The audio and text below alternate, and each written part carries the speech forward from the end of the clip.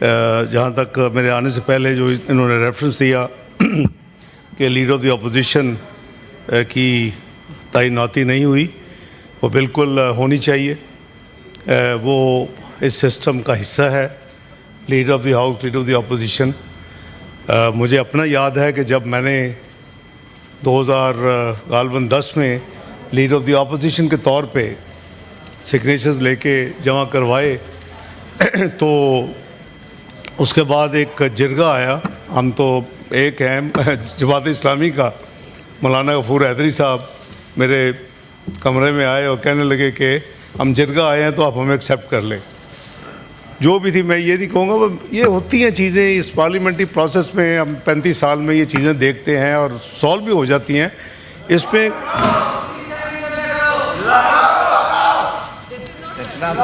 इतने आराम से सुना है आप, मैं यार थोड़ा सा अब अगर इनको नहीं जब अली जफर साहब बोल रहे थे किसी ने भी इंटरफेयर नहीं किया, तो अभी ने भी सुन ले, इनको भी मौका दे जो आप क्लैरिटी चाह रहे थे। टाइम कर रहे हैं, अच्छे नहीं होंगे। मैं भी इसी हाउस में, तो पहले तो मैं लोअर हाउस में रहा हूँ 2 दफ़ा, लेकिन मैं 2003 से, ये मेरा 22वां साल है इस हाउस में अल्लाह के फजल से। सो मैं अर्ज़ कर रहा था, मैं सपोर्ट कर रहा हूँ कि लीडर ऑफ द अपोजिशन लगना चाहिए, लेकिन वो इस यहाँ तकारीर से नहीं लगना। वो ज़िम्मेदारी है चेयरमैन सेनेट की, और वो चेंबर में ये फैसला करते हैं। वो अपने आप को रूल्स में ये लिखा कि सेटिस्फाई करना है कि who command the majority of the members of the opposition, full stop. तो हम तो उसमें कोई रुकावट नहीं है। चेयरमैन सेनेट का ये जिम्मेदारी है, प्रोसेस मुकम्मल होगा, वो उसको अकॉर्डिंगली रूल्स के मुताबिक उनको करना चाहिए। और मेरी गुजारिश होगी, आई सेकंड भाई अली ज़फ़र साहब को, कि वो उसको देख कर जल्दी फैसला कर ले। ये अच्छी बात है कि लीडर ऑफ द अपोजिशन को होना चाहिए। I am supporting you. जहाँ तक 27th तरमीम देखें, अगर तो मीडिया के हवाले से जाना है, इन्होंने सही कहा कि ज़रूरी नहीं कि जब ऑनरेबल मिनिस्टर्स ने, जिनका इन्होंने रेफरेंस दिया, कहा हो कि कोई अभी तरमीम नहीं है, तो वो हम कई महीने पुरानी बात कर रहे हैं। तो यहाँ तो जब तरमीम आनी होती है तो फिर आ भी जाती है। लेकिन इनका पूछना कि कौन ला रहा है, ऑफ कोर्स गवर्नमेंट ला रही है, लाएगी, ये तो सवाल ही पैदा नहीं होता ना कि कौन लाएगा। We have to be very honest and clear. जो भी हुकूमत वक्त होती है उसकी जिम्मेदारी है कि पार्लियामेंट में लाए। और हमने एक तरमीम नहीं, हमने 58(2)B को भी ख़त्म होते देखा, मैं उसका हिस्सा था। वो कैबिनेट में सारी प्रोसेस हम सब साथी कई दफ़ा से गुजर चुके हैं। तो बिल्कुल इसमें ये जो 27वीं तरमीम है ये आएगी, और मैं कहूँ कि नहीं आएगी या देख रहे हैं, ये आने वाली है। और कोशिश करेंगे अल्हम्दुलिल्लाह कि जो असूल के मुताबिक, जो आइन और कानून के मुताबिक यहाँ बिल्कुल वो पेश करेंगे। आपको पूरा हक होगा, आप उसके ऊपर अपनी तकारीर भी करेंगे, आप उसके ऊपर अपनी राय भी देंगे। अब वो कमेटी में अगर फैसला हुआ, जो चेयर कर रहे होंगे कमेटी में भी जाएगी। कमेटी अगर फैसला करेगी कि जी जब माजी की तरह दोनों चूँकि बड़ा सेंसिटिव है, दूसरा हाउस भी आ जाए, वो दूसरा हाउस की कमेटी भी आ जाए, हमें कोई किसी चीज़ पे हुकूमत को कोई रिजर्वेशन नहीं है। ये नहीं है कि यहाँ तरमीम लाई जाए और आनन फानन उसके ऊपर वोटिंग शुरू हो जाए, ये नहीं होगा। मैं अश्योर करता हूँ ऑनरेबल अली ज़फ़र साहब को। जहाँ रहा मामला कि बिलावल साहब ने, मुझे पता चला मेरे आने से पहले हुआ कि जी उन्होंने ट्वीट की है।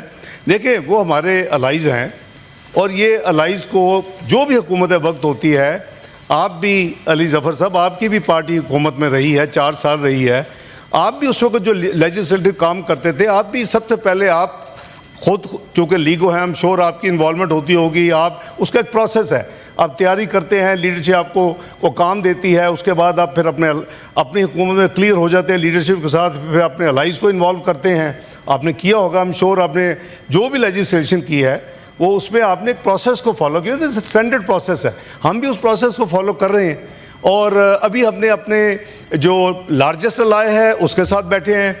मेरे कम से कम 3 राउंड्स हुए हैं, लॉ मिनिस्टर साहब के हुए हैं। तो ये जो प्रोसेस है, ये हम अपने दूसरे अलाइज़ को भी ऑब्वियसली अभी हमने उनको भी ऑन बोर्ड करना है। हमारे अलाइज़ में MQM है, हमारे अलाइज़ में अपना ANP है, हमारे लाइज में MQM है, हमारे लाइज में IP है, वो सबको और जी हाँ जी BAP, ज़रा मुझे बात कर लेने दे। मैं अर्ज़ कर रहा हूँ कि जो भी हमारे लाइज हैं और हम उनको लेंगे, जो प्रोसेस है उसके बाद जो फाइनल डॉक्यूमेंट होगी वो आपके पास पेश कर दी जाएगी। अगर आप चाहते हैं कि जल्दी देखना चाहते हैं तो पहले ये मैं ज़रूर हुकूमत को फिर नॉर्मली तो ऐसी चीज़ें पहले नेशनल असम्बली में आती हैं।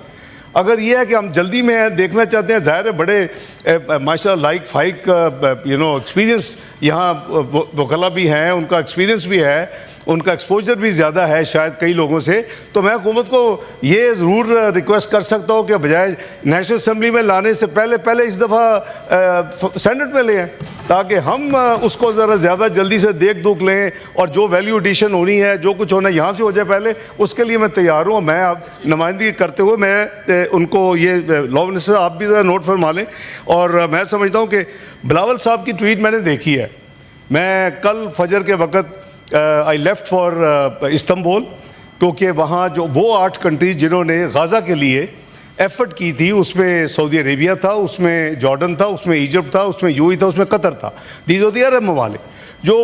जो इस्लामिक कंट्रीज़ थे उसमें पाकिस्तान था, टर्की था और इंडोनेशिया था। 8 कंट्रीज़ का सबको पता है कि ऑन कैमरा एक मीटिंग हुई 8 कंट्रीज़ की, उनके फॉरेन मिनिस्टर्स और या उनके प्रेसिडेंट्स या उनके जॉर्डन का किंग या उनका जो भी उनकी अपनी सिस्टम है या प्राइम मिनिस्टर, और 8 फॉरेन मिनिस्टर्स के साथ वहाँ दूसरी तरफ प्रेसिडेंट ट्रंप थे और उनके साथ उनकी टीम थी। कोशिश क्या थी कि जो खून बह रहा है डेली दर्जनों का और कई 100 लोगों का, वो रुक जाए किसी तरीके से।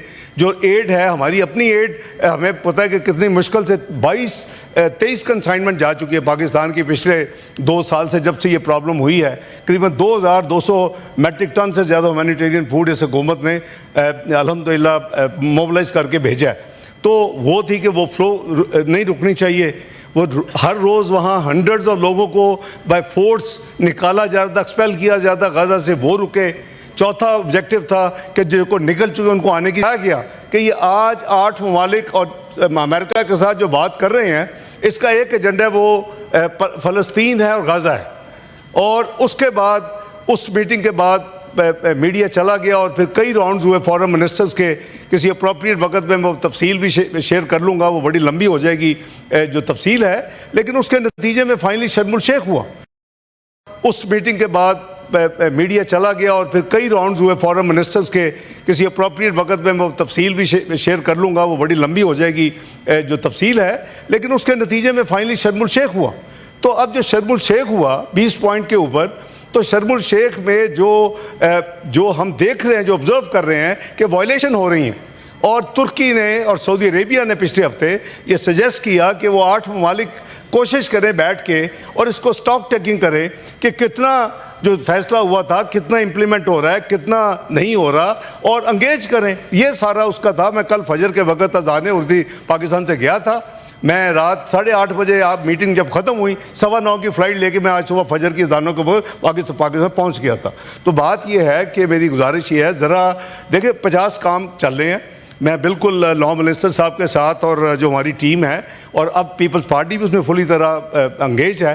तो मैंने वो ट्वीट मैंने भी देखी बिलावल भुट्टो साहब की। He is a politician, he is chairman of political party. I think he is every right to tweet. सब ट्वीट करते हैं और अपनी मर्जी से। तो जो देखें ये जो उन्होंने जो एरियाज़ आइडेंटिफाई किए हैं ऑनरेबल चेयरमैन, वो उन्होंने को हवा में नहीं किए। Let me also confess this thing, वो उन एरियाज़ पे बात हुई है जो भी उन्होंने एरियाज आइडेंटिफाई किए हैं। He has not included any area which has not been talked और डिस्कस विद देम। लेकिन हमारा नेक्स्ट, जैसे मैंने अर्ज़ किया कि पीपल्स पार्टी के साथ हमारी जो 3 राउंड्स हैं और हमारी आपस में डिस्कशन है, हम दोनों मिल के एक पॉइंट पे पहुँचे। अब हमने दूसरे अलाइज को ऑन बोर्ड करना है। तो मेरा ख्याल है कि मैं जैसे अर्ज़ किया कि बेहतर होगा कि हम उसको आप जरा कर लें जी, मेरी तजवीज़ दे दें कि हम पहले इस हाउस में ले आएँ बजाय नेशनल असम्बली में के जाने के। को सबको पता है कि जी वहाँ एक नंबर की ज़्यादा गेम होती है और यहाँ जो है यहाँ प्रोफेशनलिज्म ज़्यादा होता है और वैल्यू इनपुट बहुत ज़्यादा होती है। तो मैं समझता हूँ कि मैं एक तो आपसे गुजारिश करूँगा, आप चेयरमैन साहब को मेरी तरफ से भी रिक्वेस्ट करें, मैं उनको सेकंड करता हूँ कि जितनी जल्दी वो लीडर ऑफ द ऑपोजिशन को अपॉइंट कर सकते हैं as per rules his prerogative. Government can say nothing nor we want to say nothing. मैं तो खुद उस प्रोसेस में गुजरा हुआ हूँ और मैंने उस प्रोसेस में मेरे साथ ज्यादती हुई थी बाय द वे। उस प्रोसेस में इतनी ज्यादती हुई थी कि यहाँ 3 दिन बाकायदा फिर हेयरिंग हुई। कामन अली आगा साहब को याद होगा कि वो बाकायदा आर्गूमेंट दिए, मैंने कुछ 6 घंटे तकरीर की और रीजन दिए, लेकिन then eventually I accepted कि भी ठीक है, चेयरमैन का अल्टीमेट प्रोगेटिव है, उन्होंने रूलिंग दी है तो मैंने कर लिया। बाद में अल्लाह ने मुझे 2012 में वो देनी थी जिम्मेदारी, तो 2012 में लीडर ऑफ द ऑपोजिशन बन गया। उस वक्त अगर नहीं बना तो 2 साल के बाद। तो ये बातें हमें इतना उसको सीरियस नहीं लेना चाहिए कि हम पर्सनल हो जाएं और कागज़ फाड़ने पे उतर आएँ और एक दूसरे को, मैं बोला वो मुनासिब नहीं है। एटलीस्ट मैं तो हमेशा इसी को फॉलो करता हूँ। मेरे लिए हर मेरे अजीज़ दोस्त हैं तमाम, दोनों साइड पे बैठे हुए, एहतराम है उनके लिए। आफ्टर ऑल हम भी उधर बैठते रहे हैं, कभी ये उधर बैठते हैं, कभी वो उधर, ये प्रोसेस चलता रहता है। लेकिन हम इस प्रोसेस को प्रोफेशनल आर्गूमेंट्स, प्रोफेशनल डिबेट तक तो ज़रूर रखें, लेकिन उसको पर्सनल जो है ना जी, वो उस तरफ नहीं जानी चाहिए। तो मैं अश्योर करता हूँ जी, जो भी प्रोसेस होगा that will be transparent, will be as per my सब submissions I have made here, और इंशाअल्लाह हम इसको कोशिश करेंगे कि हम जितनी जल्दी हो सके इस हाउस में ले आएँ। उसके बाद obviously process will take its own course. Second मेरी गुजारिश जो है वो आपके मौजूदगी में कर रहा हूँ कि ये इसमें लॉ मिनिस्टर साहब ये ज़रूर प्लान करें कि सीधा इसमें लाने के बाद ये ना कहें कि जी इधर ही उसको तकरीरें कर लें और वोटिंग इसको कमेटी में जाने दें।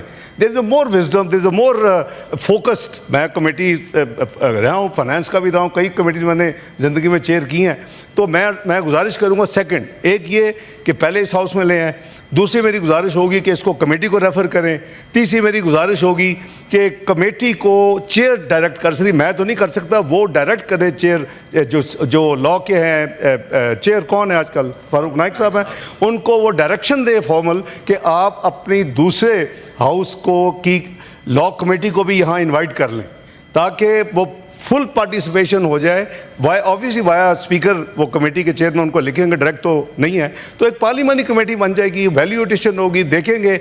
उसके बाद यहाँ तकरीरें करें और डिस्कस करें और जो भी फाइनल जो पास होगा फिर आपने वो ट्रांसमिट करना। This is a standard process, I don't have to explain.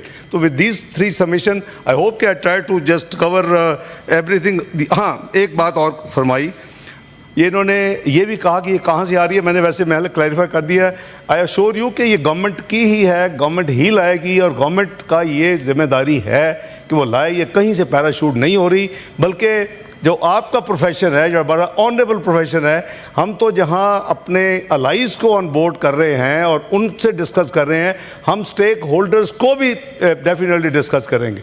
हम लॉयर्स जो फोरम्स हैं उनसे, उनको भी इसमें इस पीरियड में उसको एंगेज करके उनसे भी शेयर को, यू नेवर नो कि कहाँ से कोई अच्छा पर्ल ऑफ विजडम ऐड हो जाए और उसकी मज़ीद बेहतरी हो जाए। बहुत शुक्रिया जनाब चेयरमैन। ये बहुत अच्छी बातें आई है कि पहले सेनेट में